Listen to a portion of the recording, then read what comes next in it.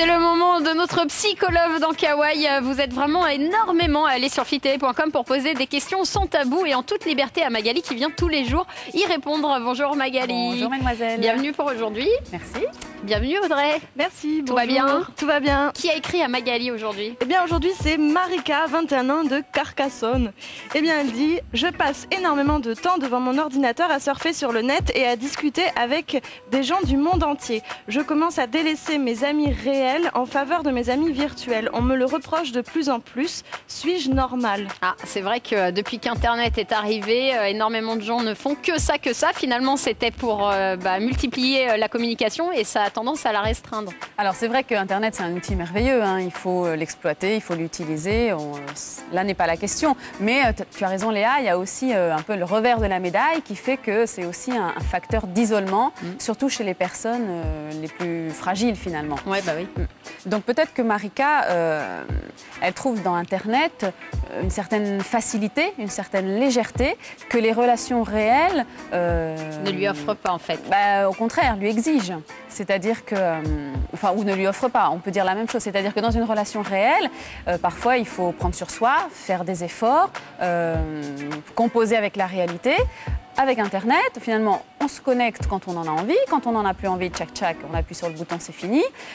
Si on n'utilise pas la webcam, on peut être en pyjama, les cheveux débraillés, c'est pas bien grave. Ouais. Voilà, donc le monde virtuel est finalement plus confortable, plus facile, plus malléable que le monde réel. Et puis t'es sans limite quoi. Sur Internet, tu peux te lâcher, tu peux dire n'importe quoi sur ta vie. T'as beaucoup moins peur qu'un face-à-face avec des gens. Ça c'est aussi l'effet pervers d'Internet, c'est que à la fois on rentre très vite dans une intimité très intense avec des personnes qu'on connaît très peu finalement. Oui, parce que moi j'ai été surprise en allant un petit peu sur Internet pour découvrir, dragouiller, bon j'ai essayé, mais les gens se lâchent en 2 secondes, c'est tout de suite on va droit au but, on dîne quand ensemble, alors que quand t'es face à face avec un mec, déjà pour aller lui parler c'est super dur.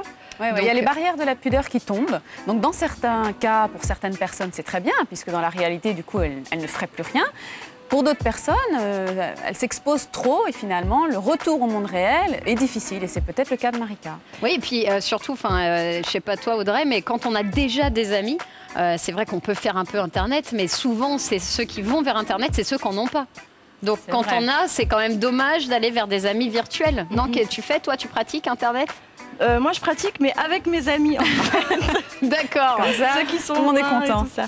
Mais par contre moi je me suis demandé si c'était pas quelque chose finalement qui arrive très souvent quand on rencontre de nouveaux amis, tout simplement on a l'impression de délaisser ses anciens. Alors est-ce qu'il y a est-ce que c'est un dosage à trouver ou est-ce que c'est vraiment complètement différent? C'est vrai que la nouveauté te donne envie de t'investir et de laisser de côté ce que tu connais déjà. C'est vrai. Là, ce qui interpelle dans ce que dit Marika, c'est que ses amis quand même lui font le reproche. Ouais, donc ils doivent s'apercevoir qu'elle se replie un peu sur elle-même. Elle commence à dénigrer les relations sociales réelles et peut-être qu'ils s'inquiètent un petit peu pour elle. Hormis le fait qu'ils soient un peu jaloux, qu'elle s'intéresse aux nouveaux amis, peut-être qu'ils s'inquiètent. Mais en même temps, ils font pas d'efforts. Ils pourraient aller sur Internet pour parler avec elle. Ils pourraient se connecter aussi. Non mais c'est vrai, rentrer dans son truc. Beaucoup de jeunes passent la journée ensemble au lycée et dès qu'ils arrivent à la maison, se connectent sur un chat. Ouais, c'est une façon de rester ensemble, sans sortir, sans prendre de risques. C'est une façon finalement de jamais mettre fin à l'amitié, mais en tout cas à la communication, alors que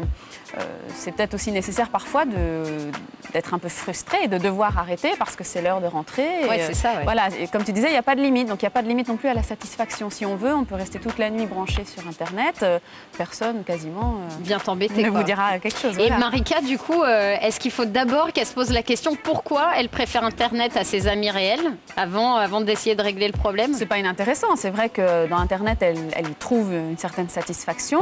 Qu'est-ce qui fait qu'aujourd'hui, ce mode de relation lui convient mieux, voilà, la satisfait davantage que ses relations réelles.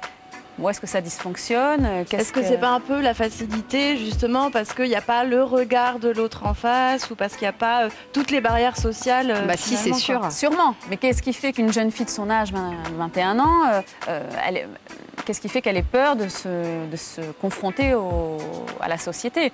C'est peut-être le signe qu'effectivement, elle développe une espèce d'appréhension, de crainte, un manque de confiance en soi, peut-être tout simplement, ou un petit passage à vide au niveau du moral, peut-être. Bon, alors qu'est-ce qu'on lui dit à Marika? Que c'est bien qu'elle continue comme ça, qu'elle fait ce qu'elle veut, ce qu'elle a envie de faire là, parce que c'est le moment où elle a envie de le faire? Ce qui me semble positif, c'est qu'en nous posant la question, ça prouve qu'elle a entendu. Voilà, elle a entendu ce que ses amis lui ont dit. Donc peut-être qu'elle peut essayer de dialoguer avec les amis sur pourquoi ça lui plaît tant, Internet, pourquoi ça dérange ses amis.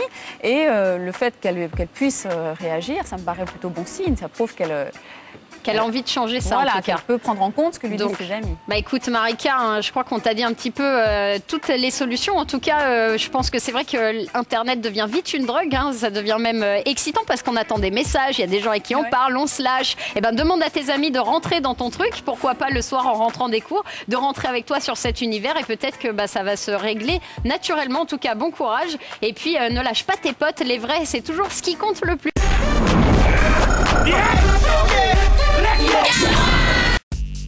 Une exclue Phi TV.